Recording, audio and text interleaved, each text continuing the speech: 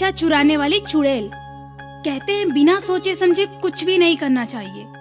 एक गलतफहमी इंसान की जिंदगी बर्बाद कर सकती है। मोहिनी को शादी के 7 साल हो चुके थे, पर वह अभी भी अपने सास ससुर व पति को एक भी बेटा या बेटी नहीं दे पाई थी।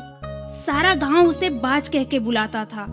उसकी सास मालती उसे हमेशा ताने मारती रहती थी। क्यों रे बाझिन, तू मेरे बेटे रामू का वंश आगे बढ़ने नहीं देगी क्या?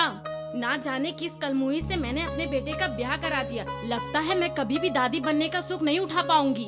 सास की कड़वी बातें सुनकर मोहिनी की आंखें भर आती है। वह रोते हुए कहती है, अम्मा कैसी बातें करती हो?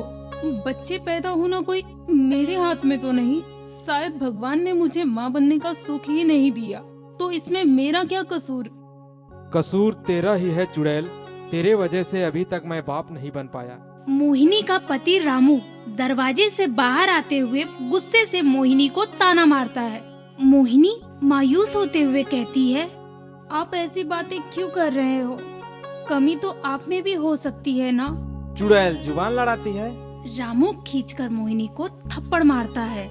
मोहिनी की सास आग में घी डालते हुए कहती है, और मार बेटा, आजकल इसकी जुबान कुछ ज्यादा ही कैंची की तरह चलने लगी है। एक तो इस घर का वंश आगे नहीं बढ़ने दे रही है, ऊपर से जुबान भी लड़ाती है।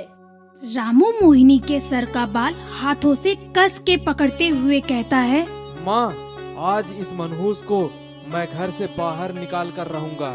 अब मैं दूसरी शादी करूंगा। मोहिनी रोने लगती है। रामू और मालती मिलके उसे घर से बाहर निकाल देते हैं। मोहिनी उनसे ऐसा न करने की विनती करती है, लेकिन वे लोग उसे घर से बाहर धक्का देके दरवाजा बंद करते हुए अंदर चले जाते हैं। मोहिनी अब घर से बेघर हो चुकी थी। वह रोते हुए गांव से बाहर काली जी के मंदिर के पास सीढ़ियों पे जाके बैठ जाती है। शाम ढल चुकी थी, रात होने वाली थी।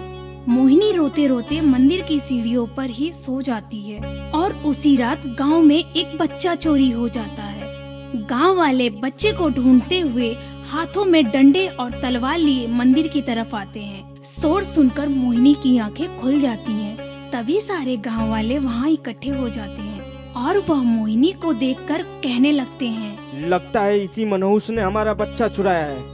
हाँ, इसको कोई बच्चा नहीं है तो भला ये दूसरे के बच्चे को कैसे जिंदा रहने देगी? हाँ, इसी ने बच्चा चुराया है। मारो से, मारो मारो मारो मारो मारो से। मोहिनी कुछ समझ पाती इससे पहले ही गांव वाले मोहिनी को बच्चा चोर समझकर मारने लगते हैं। मारो मारो मारो मारो से।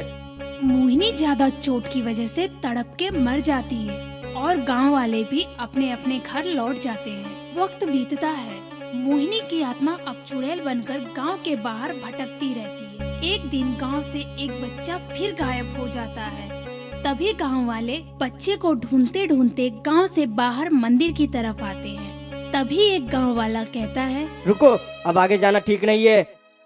उस मोहिनी चुड़ैल की आत्मा इधर ही भटक रही होगी। लगता है उसी ने बच्चे को चुरा के जान से मार दिया है।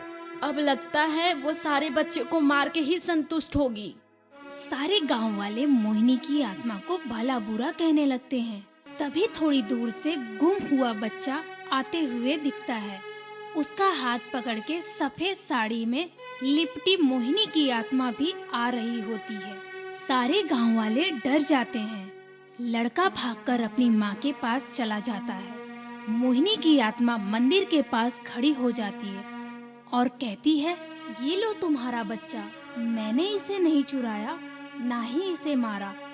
इस बच्चे को नींद में चलने की आदत है। यह नींद में चलते हुए गहरे तालाब की तरफ जा रहा था।